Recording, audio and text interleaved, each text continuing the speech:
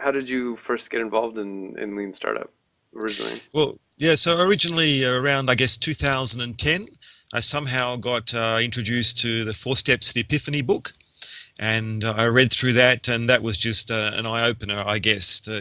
The focus on customer development rather than product development, the really insights there. And as you probably know, it's focused on enterprise software mostly. So it was a different area than I was looking at, but the key concepts were really illuminating to me. And this idea we had to focus rather on not on the product development cycle and stage our startup by that, but focus on the sort of customer development side, the now what we call the business development side or the business model development side rather than product. And that was a shock. And then later on, I guess, when Eric Ries's book came out and the Lean Startup Conference, I watched those and followed that. And I was going through at that time, 2013 or 2013, through my own startup in ed tech space, and I did the Founder Institute Accelerator, and it was very much traditional accelerator, learning about marketing, learning about product development, learning about PR, and it progressed our startup very little. You know, I learned a lot about startups and different aspects, but I didn't learn much about our business model, or at least didn't validate that business model. They were a classic example of, they had a slide in my mind now, I can still see it. It had a slide about product development, and it said Alpha MVP version 1. And you could tell exactly that they'd just taken the old alpha beta version 1 slide and put in MVP there. And they weren't very lean at all. And I remember I wrote a feedback to Adeo Resi as a part of the ending, the accelerator, about how I thought it could be more lean and so forth. And credit to them, they have moved a lot more in the lean direction about validation and so forth. And the local FI chapter tends to focus, I think, on Ash Moria's approach, which is a good level approach to doing lean startup. So good stuff there, but I still don't think it's really got that commitment to being as different as it lean startup can be and should be. So that's the progression through my startup. After Founder Institute, I had a meetup that I organise weekly to basically work through the Lean Startup book, the Startup Owner's Manual. Every week we'd read a chapter, do the worksheet, try and apply it to our startups. And as you know, the Startup Owner's Manual has about 40 checklists, about 40 different chapters. We got through about 20 of those and realized that we were getting through the chapters faster than we were doing it in our startups. We weren't putting it into practice. So we took a pause and tried to do it. And we looked at different books and we reviewed those while we were trying to do it. But I found frustration in that it's a lot easier to say, but much harder to do. And as I think I mentioned to you in the email, that I'm not sure I know many people who are really doing it, even at the superficial level, really testing it, testing hypotheses, searching for a business. So it's come through that, and now I still doing my startup, still trying to do it myself and failing in many ways, but also trying to share that knowledge and experience and skills we've learned along the way with other startup founders. So, I mean, in that context, what is running experiments? What is learning? What is validated learning? So one thing that it's not, I think, and this is again a throwback to Steve Blank. He said that the thing we classically hear about lean startup is the build, measure, learn loop, and he said that's unfortunately done a lot of disservice for lean startup, because every traditional founder who's built a product or service and launched it, they're building something, they chuck it out there, they learn something, and they say, oh, yeah, we're doing build, measure, learn, we're being a lean startup. But I think, again, it's much more different than that. The emphasis, first of all, has to be upon not building products, but building experiments. And very different thing. It sounds, oh yeah, building a product, that's my experiment. But no, it's very different. You have to be clear about what hypothesis you're testing. And what you're building is not a product, it's an experiment to test that hypothesis. The hypothesis may be related to features of the product, but it may be related to supply chain, it may be related to value proposition, it may be related to cost structure. So you're building an experiment, and then you have to have that hypothesis needs to be falsifiable, which is another thing that people don't do.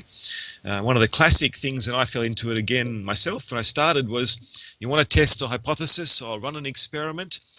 We'll do a survey, and we know surveys aren't the best way to test hypotheses, but you run a survey and you get some results back, and maybe you were testing whether people thought your solution was a good idea, and maybe you thought, oh yeah, hopefully half would say it's a good idea, but it comes back that 6 out of 20 or 7 out of 20 said it was a good idea. And then you do the sort of post-fact justification of, well, it's not half, but it's still 6 out of 20, and if it's a huge market, 6 is still significant, and so you keep on going, right? You haven't had this clear, falsifiable hypothesis that you have to be honest with yourself about. If I don't get 10 out of 20, then I'm going to say this hypothesis is wrong, and I need to change my business model hypothesis and pivot. So I guess having that clear hypothesis that you really stick to is difficult. And as I say, many people say they're running experiments, we're trying things, we're doing A/B testing, and that's another area, but not having some hypothesis that you're going to say, is this correct or is this wrong, and sticking to that rather than post-justifying why it could have been a bit better, but it was okay. So that's the first thing, I think, getting that hypothesis right. I know you guys at Lean Startup Circle in London run some great workshops on hypothesis definition and defining these hypotheses, falsifiable, quantifiable, all these sort of things. And it's not that hard to do. One of the things also I think I've seen recently is some people are not getting the idea of what the hypothesis relates to. And the general idea is that these hypotheses should be about your business model, as in the business model canvas or maybe the lean canvas. Whereas we asked recently at one of our meetings, what was your most crucial or riskiest hypothesis? And we had people saying whether my clients will be able to change their business, which is, a hypothesis about them, but not about your business. The hypothesis could be about whether they're going to buy your product or not, but not where they're going to change. And another hypothesis was, could I find enough developers to help me? The unique developers that I need, and maybe they could be a key resource you have, but my thought is that most startup founders, if they had enough money, could find developers. They're out there. It's not a problem. It's not, at least not your riskiest hypothesis. So knowing where to apply the hypotheses is another thing. People fill out the business model canvas and the lean canvas, and it's an easy thing to do. They scribble some things here, and don't really treat it with the reverence I think it needs to be. One of the key things that I think the key big idea that Steve Blank made was that your product isn't the product, the business model is the product. So we have to really focus on that business model and sleep with it, and brush it up, and not focus on a shiny product, but focus on that business model, the canvas, and the experiment's a way of testing those hypotheses in that canvas. I mean, going back to your example of only having 6 out of 20 people say that something is a good idea, I mean, in that case, probably the best kind of pivot would be then to formulate a related hypothesis with a narrower audience, where it's much more likely that you're going to have a higher response rate. So, and that just means it's another experiment. Sure. And you can still, I think one thing that a lot of people miss is just that if you really are doing lean startup, you're doing lots of experiments, usually all at the same time, as long as you're keeping track of them, and as long as you're testing specific things with each one, you're actually getting value out of the process. For sure. It depends, of course. Many startups are in different contexts. If you're a funded startup with a team of 5, then sure, you can run many experiments. If you're a small startup, just a sole founder or 1 or 2, while you've got your day job, it's hard enough to run one experiment at the time. My hope for our Lean Startup meetup was that we'd come along each week, discuss what experiment we're planning, what hypothesis we're testing, what results we've got, and use that to weekly to iterate to come back with results. But I've seen very little examples of running experiments and testing hypotheses, and uh, yeah, I see the founders seem to, I think that they're all obviously correct.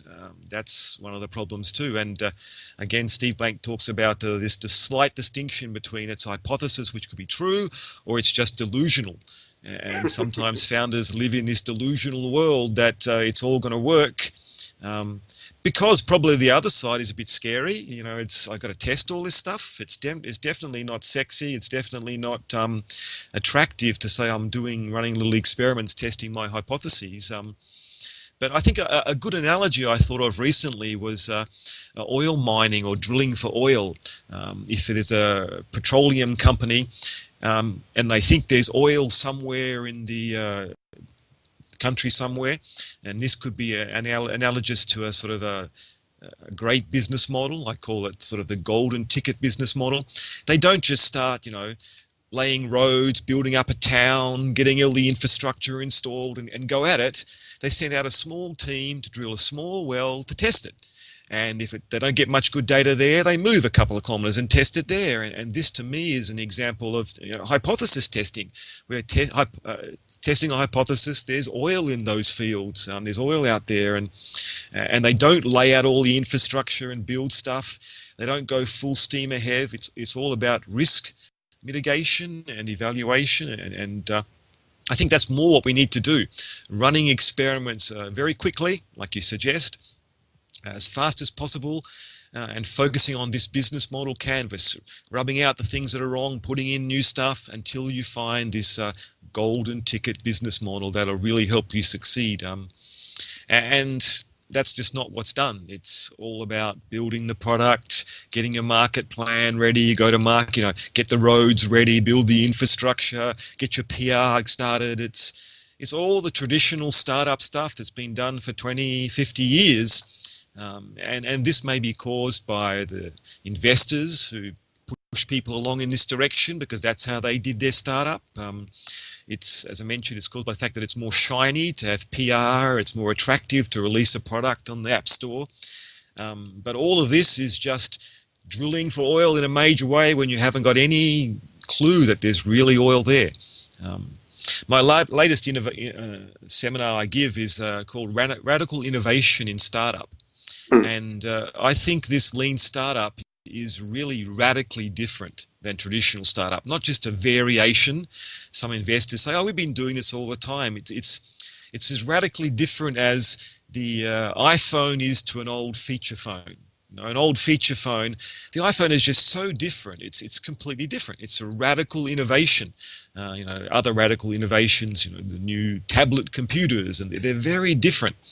And I think lean startup is one of these radical innovations in startup. It's so different. It changes the very meaning of what it is to be a startup.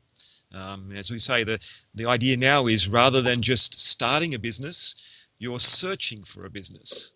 And the way you search is by drilling these holes, by testing these hypotheses, by running these experiments as quickly and fast as you can. And this doesn't mean, as we know, cheap. Some experiments could be expensive. Lean is about less waste. So doing things as quickly and fast, but it may take longer. It may take more money. So it's not about doing things cheap. It's not about bootstrapping things. So what has using Lean Startup meant to you? Like what benefits have you gotten from doing it? Well, number one, it's changed my focus dramatically. It's changed my focus to this experiment sort of thing. So, now I'm up to building my sort of high fidelity MVP. I've done all my experiments with paper and cards and presentations. And I think of it as not building the first version of the product, but building a platform to run experiments. And that's very different. Right, so it's changed my focus there. It's taking a lot longer than I would have hoped, which is not good, but not in the fast tradition. But that's how it's changed my perspective with regards to the product. And I'm not going full steam ahead. It's progressing slow, but I haven't had any situations where I can't see a future, I can't see a direction to pivot and change if I needed to. There hasn't been hypothesis failing left, right, and centre, if in fact they've been all going very positively. So even though I haven't got this huge progress as you would measure by a traditional startup, I have got nothing that's really put me off going forward. So that's good. It's given me confidence to keep on going, even though it's been longer than I would hoped. Mm-hmm. Yeah, so it's changed the way what I'm doing, how I'm doing it. It's made me learn more about confidence in hypothesis testing and how you get confidence in your results. You know, you don't need large amount of data to get confidence in a hypothesis. Mm-hmm. So a bit of statistics has come in there. Yeah, that sort of thing. Okay. How can we tell if a startup's actually doing lean startup correctly? Yeah, well, again, who's for me to judge? I think Eric Ries once said, people ring him up and say, these people aren't doing lean startup. Do something about it, Eric. And he says, I can't change these people. That's what they want to do. But I get two criteria that I really put down to lean startup, and they're what we've been talking about. I think the first one is they have clear, falsifiable hypotheses. So they're running experiments, and two, they're running the experiments as quickly and fastly as possible. So if I can see those two things, then I'm say they're doing lean startup. If you see them having a big launch party, that's a good indicator they're not doing lean startup. If they're doing lots of PR, that's a good indicator they're not doing lean startup. If they're doing in stealth mode, of course, another sign of non-lean startup. They've got a vice president of sales or marketing, another sign they're not doing lean startup. So do they really have clear hypotheses, not just vague statements or we'll try something out? And are they running these experiments as fast as possible? That's my two key indicators. And I tell startup founders that really their choice is sort of orthogonal choice here. They can do things which will help them learn, running experiments as fast as possible with clear hypotheses, or they can do all the other stuff. And they're almost orthogonal, these things. Getting PR doesn't help you learn. Building a website for your business doesn't help you learn unless it's there for a hypothesis. Incorporating your company even feels good and it makes you feel good, and you can tell your friends and family, I've got a company, but doesn't help you learn. So are they focusing, as they say, on validated learning, which is what you get from hypothesis testing? It's difficult, and again, I'm not criticizing people for not doing that, because I know very few people who are. And I think it's a whole other discussion about why they're not doing it, really not doing it, when to me it's so obvious it's the right way to go. So at which point would you say that channel testing PR is appropriate? I mean, because it just you've mentioned this, so I'm curious what your angle is so on that. did you say channel testing there? Yeah, channel testing. Yeah, so sure. the channel part of the business model canvas. Well, you have to testing your channel hypotheses is customer relationship, and channel is very key to the business model. So you should be testing that. I definitely don't want to give the idea that this lean startup approach is about sitting inside and academically testing your ideas and thinking about things. Steve Blank says, get out of the building. So in some sense, it should look like almost like a traditional startup. You're getting out, you've got a website, you're trying to sell your product, you're doing all the stuff except PR, because that doesn't really, you may do a little bit of PR to get some customers, but key difference here is than a traditional startup is you're focusing only on the early adopters. So you shouldn't be aiming for that broad market of customers. You're going just for the early adopters. So a little bit of PR in a focused area to get your early adopters is okay. But I guess we know from history that from some surveys and analysis being done that the primary cause of failure of startups is premature scaling. So that means, they get $2 million, they buy all these vice president of sales, they get their marketing team up, and they fail. Why do they fail? They haven't found a repeatable and scalable business model before they started scaling. So that's a clear one. But I think there's something just or even more dangerous than that. This is where you do premature execution. Hmm. before you've found a repeatable, scalable, viable business model. And premature execution is doing the normal things, doing marketing, doing PR, doing this stuff. Because in that case, if you haven't found, again, a repeatable, scalable, viable business model and you start executing, you end up in what I think they call a zombie startup or a living dead startup. So you've got this business model which is getting some income, getting some customers, it feels okay, but you're not taking off and you're Hmm. stuck there. So I say don't start executing until you've found this business model. Yeah. And of course, you don't want to stay there all your life. You have a limited resources anyway, so they usually set some time to stop. But be clear that when you stop searching and you start executing, you're basically betting the business on it. That's when Mm. you'll either end up as a zombie or you'll die. Mm. You know, maybe able to convince an investor to give you a lot of money so you'll scale fast and die. Or if you haven't got a lot of money, you'll sit there as a zombie and you're stuck and you don't know what to do as a living dead startup. So as a founder team, you need to choose, as Steve Blank said, you get to these different checkstone points and you sit back with the data and you say, are we really confident now we've got a business model that will work? And the first stage of customer development is the customer discovery. So this is basically just saying, do all the parts of the business model seem like they would, they're okay, Work they're together. validated. Yeah. And then the second stage is where you start out the customer validation stage, where you start running the business model.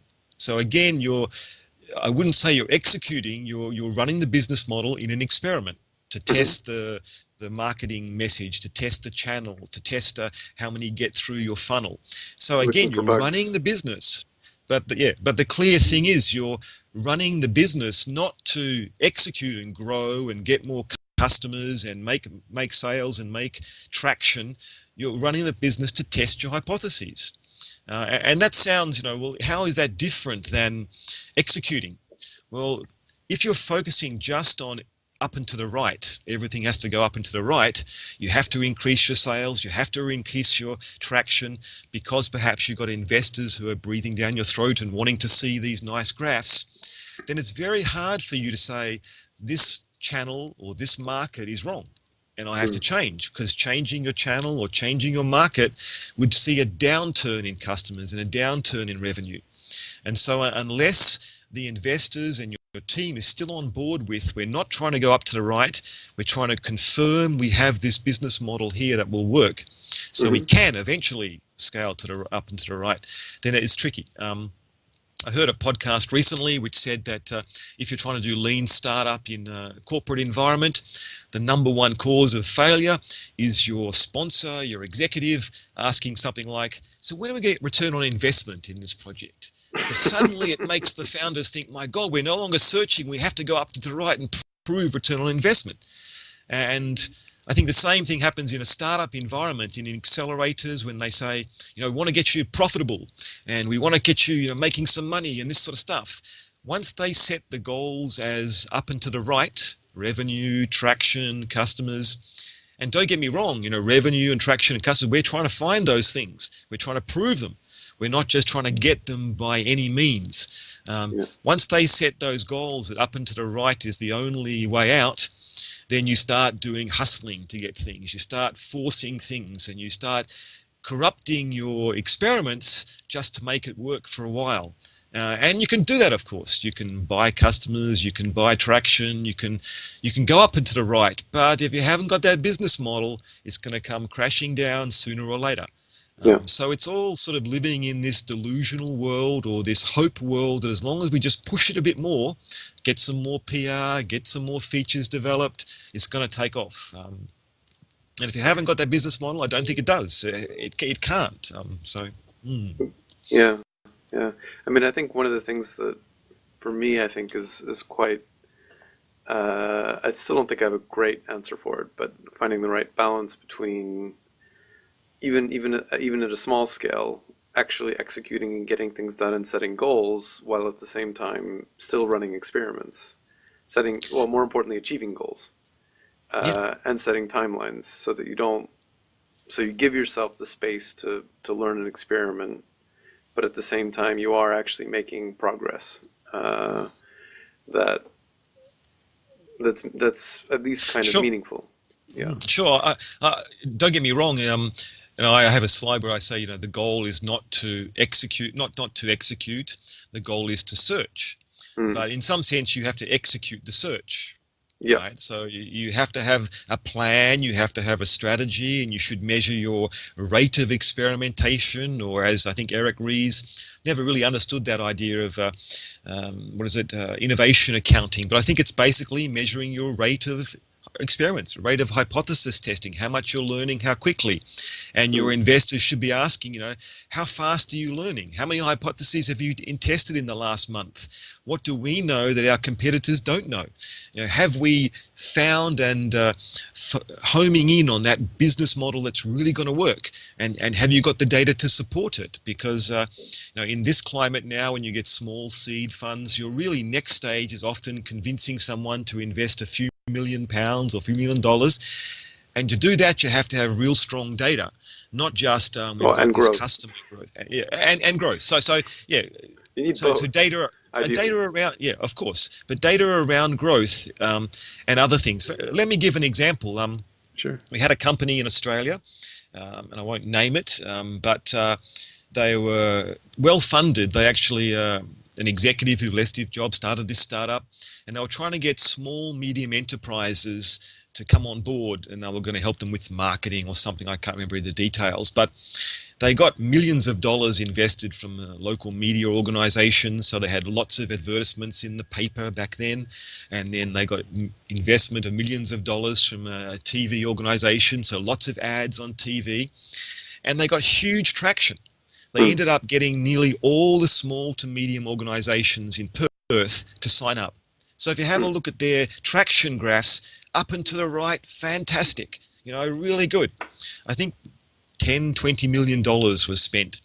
But when they actually started to try and change these free people to a freemium model, from freemium to a paid model, they found, lo and behold, the amount of people that was to paying was minuscule amount.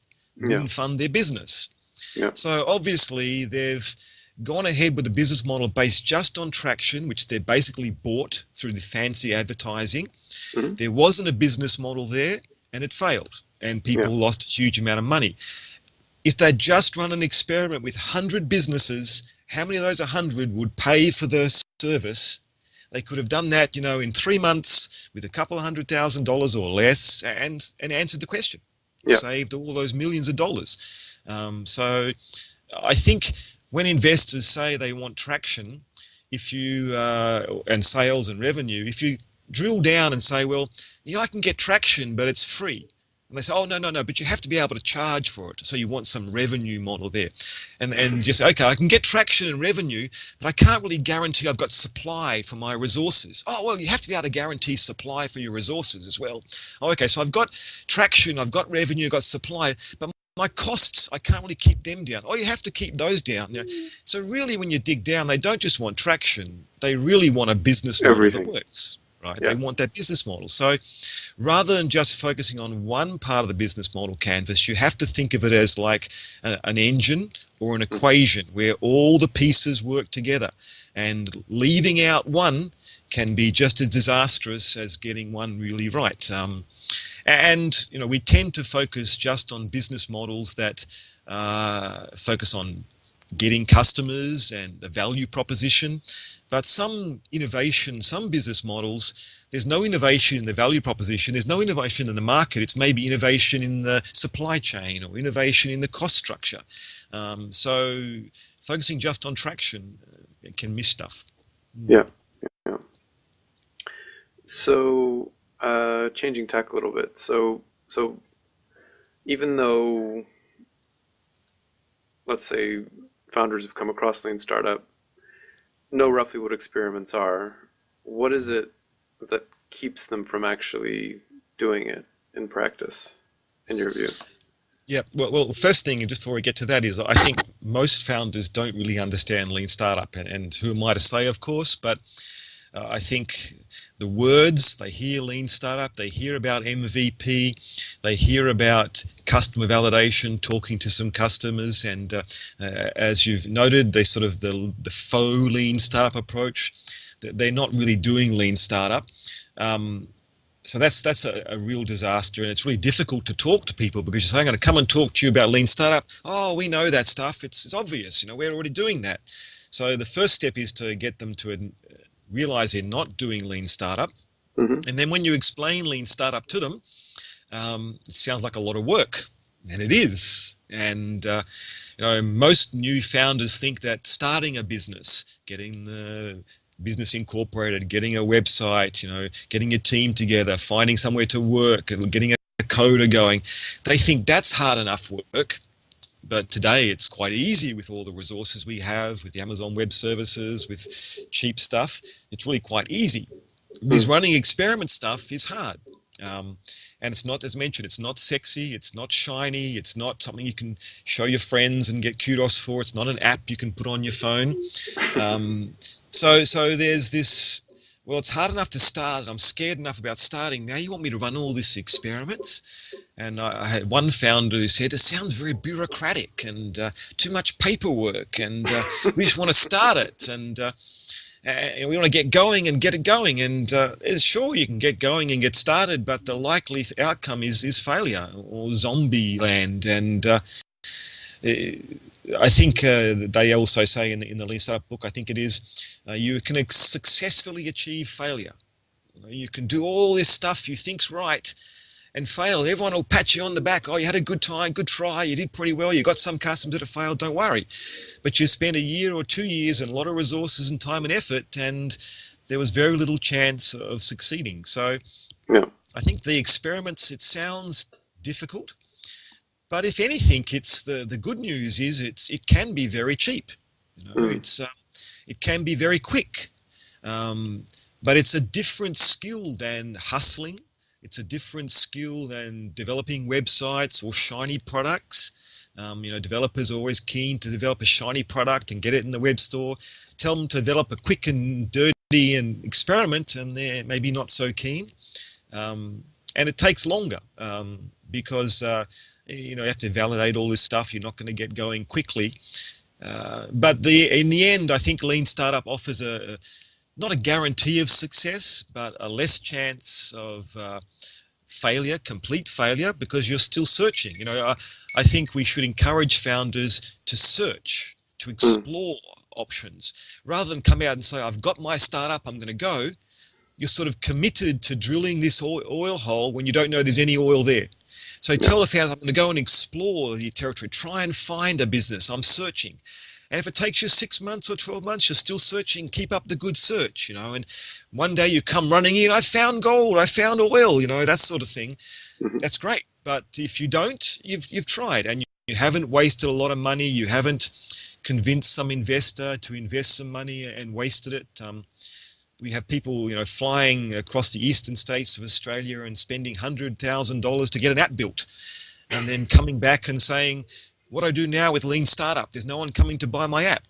How can you help me? And that's drilling the hole for the oil and building the infrastructure before you even tested things. So, it's difficult. So, we've mentioned this concept of the faux Lean startup. Like, what exactly do you mean by that? Yeah, I guess the idea comes to the fact that I see so many startups thinking they're doing Lean Startup, and even not to denigrate any of these things, I think they're great. Even Startup Weekend, their idea of Lean Startup is quickly fill out a canvas, which you can do pretty quickly, which is much better than making up some huge specification document or some huge business plan. You write up a one-page canvas. It takes a bit more than a few hours, I think, to do it properly, at least to get the hypotheses defined correctly. They do that, and they go and talk to a couple of customers outside on the street and say, do you think this is like a good idea? And the customer says yes. And I heard a story once of a startup which was building motorized skateboard. But it was different. It was made to go out in the bush, and so it could go in the sand and so forth. And they were out riding one day, and in fact, Steve Blank asked them, what sort of validation did you do? And they said, we went out, we rode this thing around, and a whole crowd of people come over, and we said, do you like it? And they all said yes. And that was our validation. That's the idea of validation. So then you've got the validation. Now you start building the product and spending $100,000 or more and getting investors. Traditional approach, build the product and hope they will come. You have a big launch party because you're going to launch your product. You've got version 1, or you call it MVP now. It's really version 1 or a beta. It's not much changed. And then what happens when you launch? Of course, nothing happens. The cricket sounds. It's quiet. There's nothing happened. And now you go into this stage of let's change the features. Let's get some PR, and you get stuck. So a faux lean startup is about thinking it's lean startup just by changing some terminology. Replace business plan with an MVP. Replace traditional development with agile development of the product, not experiments. Doing a traditional launch and then just saying, I'm going to learn when I try things in the market. Well, of course you're going to learn stuff, but unless it's a hypothesis, unless it's falsifiable, it's not validated learning. You don't know what went wrong. It's just a test. So that was my way of characterizing. And of course, faux lean startup is a polite way of saying fake lean startup. I didn't want to say that directly, but and I say that because I think it's sad to see all the founders doing this and not realizing there's a better way of doing it. There's a way more likely achieving success, finding something useful. And to see founders who go for a couple of years and doing this and then have to give up and really depressed and sad and almost chewed up and spat out by the system. They've gone through the advisors, they've gone through the ecosystem, they've used the video production service, they've used this marketing service and the PR service. And now they've used up all their money and they're finished. I'd rather see them exploring and finding a business model rather than just assuming they have one. So,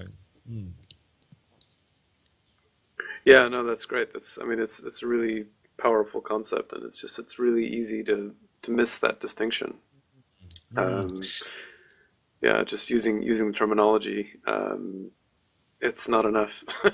It's just not enough. Yeah, it's not, it's I guess there's a lot of legacy there, and there still are many investors who encourage this, swing for the what do you call them, the rafters, or have a go, build something and see how it goes. And cynically, you can think that perhaps the investors have their portfolio of 10, 20 startups, and if they all swing, then a couple will hit the rafters and make the home run.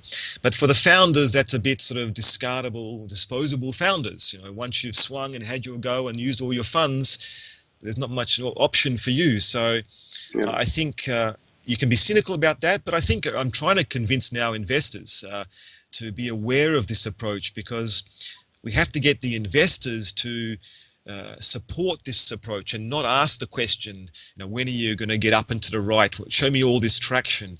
We have to get them to support exploration and searching, and not searching for just search's sake, but searching to get data to support the business model so they can go to the next round of investors and get that extra millions of dollars. So it's a tricky one for investors. As I say, most of them maybe come from a day when they did traditional startups, when the world was a bit different. And this is a radically different idea, I think, radically different way of doing things. So convincing investors is my current goal. But yeah. So what's the typical response of investors when you speak with them? Yeah, I guess not really typical ones. So I guess anecdotally, we're already doing this. This is what we believe in. Yes, this is right. It's not. You don't have to convince us. You have to convince the founders. So maybe a bit of denial there, maybe a bit of a misunderstanding as well. They've heard Lean Startup. They maybe have looked at the book, maybe read Eric Ries's book, which is a great book, but I don't think is as shocking as maybe it needs to be, as I think the Startup Owner's Manual is. So they think maybe they're doing it, but when you see what they invest in, and what they ask about, it's usually about the traction, it's usually about the revenue growth, and their goals are to bring out the next version of the product, or the traditional startup stuff, rather than saying show me the data, show me your business model canvas, where do we need to focus on, show me what you've learnt, I almost had an idea that I'd like to have an investment business which invested not in startups but invested in experiments. So a startup would come to you and say, we've got this experiment we want to do, we need X thousand dollars to do it. And you can, as an investor, you can say, oh, sorry, you can go and do that with peanuts, just make a screenshot and go and do it, go away, you're not going to invest in you. But someone comes, we want to run this experiment, it'll cost you $5,000, and we'll discuss it and see if it's the quickest and the cheapest way to run that experiment and fund that experiment for a little bit of equity or a convertible note or something. So I think investors need to be funding startups that are running experiments and funding those experiments rather than marketing, rather than growth tactics, rather than growth hacking, that sort of stuff. But I think it's a long way to go to convince them. So it makes it hard. Steve Blank, I think, quoted Fred Wilson, the AVC guy, who said that, in different stages you need a certain amount of funds. And I think for the first stage I mentioned of customer development, you can pretty much do it on your own money and friends and family, less than 50,000, 20,000 pounds or something to cover your costs very, very cheaply. So all of that stuff you should be able to do yourself. But when you get to the second stage, when you have to test your channels and build some product to test hypotheses about that features and so on, you do need some funds. And Fred Wilson said, something like $20,000 or $30,000 a month for 12 months for 3 or so staff members to work full time on this. Yeah. And that's a lot of investment. It's not the investment that we see going around, £20,000 for a seed investment. That doesn't allow you to work full time on this sort of stuff and pay developers to develop stuff. So we need investors who don't mind investing in the search still. And that's hard to find. Maybe in the US there are some more of those, but here the investors want to see traction, want to see customer growth, want to see revenue growth, and it's too early, I think, for that sort of stuff. So in Perth in Australia, are you mostly speaking with people who'd be interested in Series A type rounds, or even accelerators? These are angel rounds. We have a number of startup accelerators which do the sort of pre-seed investment, I guess enough to incorporate your company to live basically for a couple of months and run a rapid search. So I think that's that money probably could help you in the second stage. The customer validation to test a bit of channels, but it's not much. But if you can develop your product or your experiments yourself, then you could get by with that. But if you want, imagine you want 3 people, a CEO, the customer developer, an agile developer, not a hustler, hacker, and hipster, these ones, and you want them to work for 6 months, 12 months, or you want to run right about 18 months, that's the sort of funding you need for that final customer validation. And the way I picture it, I mentioned, is this stage here. You've tested your business model piecemeal. Now you've put the parts together. You want to run the engine to see whether it actually runs. It's not going to explode. It's not got something missing.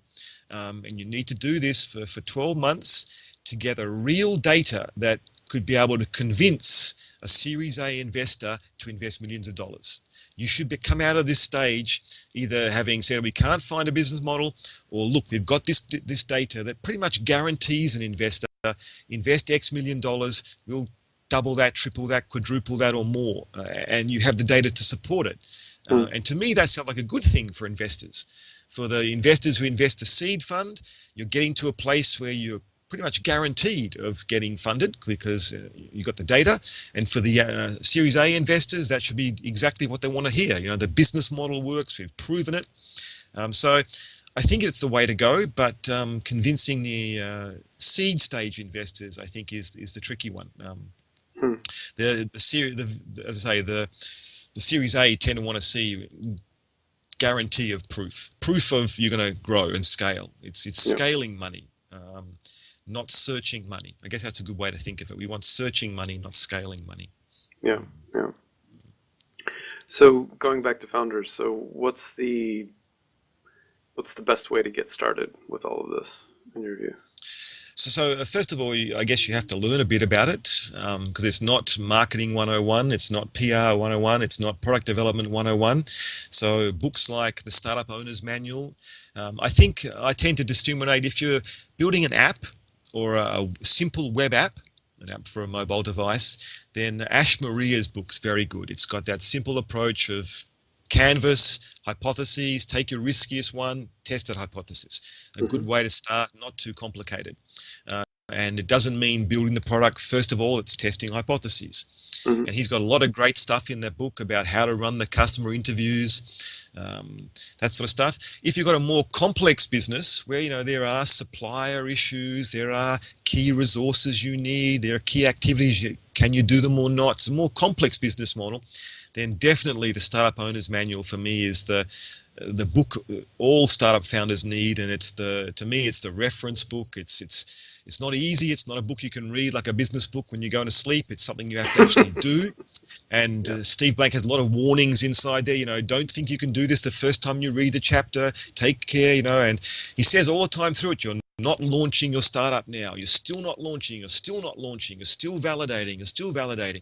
Yeah. But again, you're validating out there in the actual running things, not just inside a room thinking about things.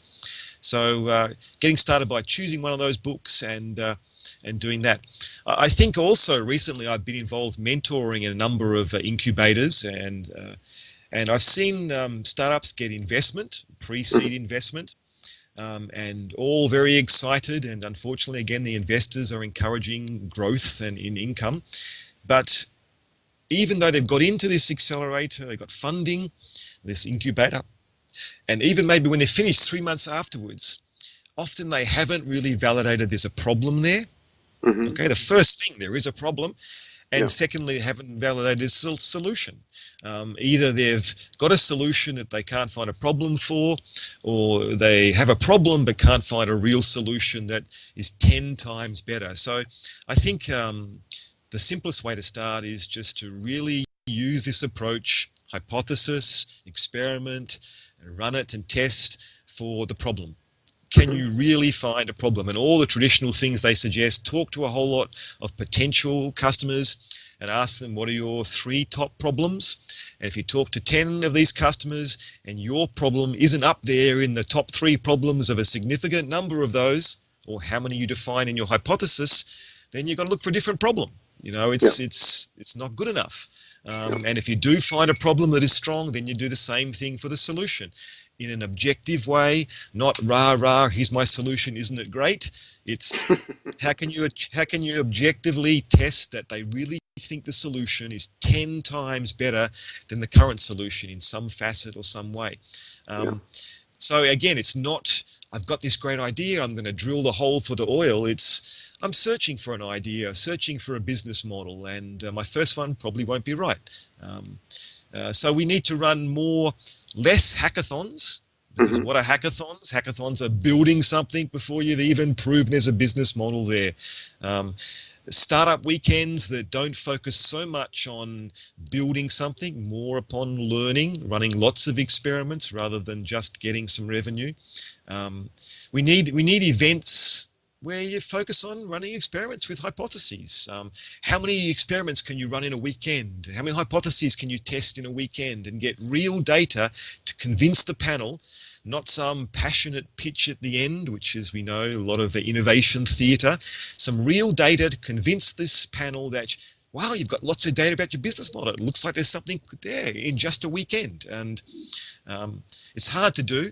We all know Steve Blank suggests 10 to 15 customer interviews a week, continually for many weeks. And in his incubator, he asks his startups to do that for 10 weeks. So they get 100, 150 interviews. But I found doing 3 or 4 customer interviews would take me 3 or 4 hours, sitting in a supermarket, outside a coffee shop, trying to get people to come in and have a chat. And it's not easy. It's not, as we mentioned, not surveys. It's not just getting a whole lot of data, because very importantly, although we are running experiments to test hypotheses, most of the hypotheses will fail. So what we're really looking for is insights, where the customer says, yeah, that's not what I want, but this over here is a really painful problem. And you don't get those insights from running surveys. So Yeah. you have to get out there and talk, and you have to go through the process and learn. So authentic learning is probably a term which would be good too. Authentic, validated learning. Um, Lots of things. So getting started by that, it's not expensive. It's not. It can be time consuming. It's not hard. It can test your courage. I think it's Justin Wilcox with his focus framework Hmm. is a fantastic thing. It's a whole book or 4 books, or 5 books. I Five can't books. remember Yeah. now. 5 books on just doing the first stages of customer development. And he has lots of techniques about getting the courage, where to find the customers, all that stuff. But it's a lot of work. And most founders, when they see all this work, they say, "Oh, it's that much work." And the sad thing is, it's going to be probably 10 times more than that work.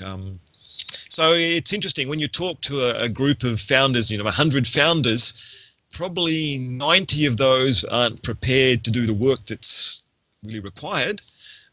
Probably 5 or 6 of them are going to do the wrong thing, build stuff and not worry about it. You've got to try and convince the other 5 or so to do some experiments, the ones that are really persistent and keen and like this approach. People call it the evidence-based approach to entrepreneurship or the science of startups. It's much more about that sort of thing than traditional build it and hope they'll come sort of approach.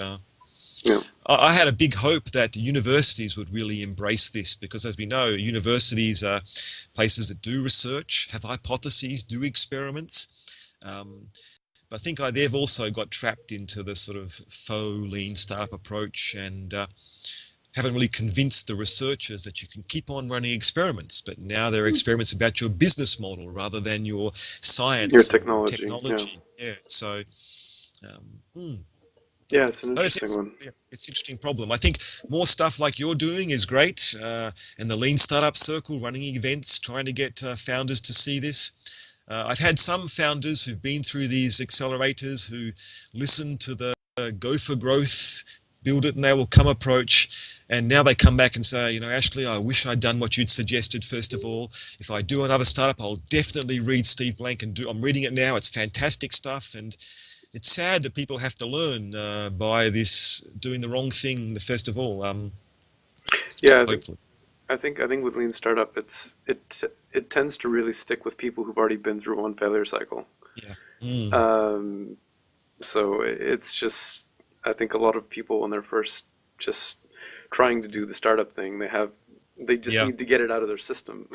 Yeah, Almost. yeah. It's No, just although, yeah, I hope it doesn't put off some people and give them the wrong impression. Like I say, Founder Institute for me was excellent course. I learnt lots of stuff, but it wasn't the lean startup approach. I think we need more accelerators that do a lean startup approach. Steve Blank's lean Launchpad, I think, is fantastic. But again, after that, what do? Do you then go ahead and build the product and stuff? And no, I think you need to do more validation. I was fortunate enough to talk with Steve Blank and pitch to him my idea, and his message was just keep validating. That's what you need to do. And it wasn't go and launch now and this. It was more validation, and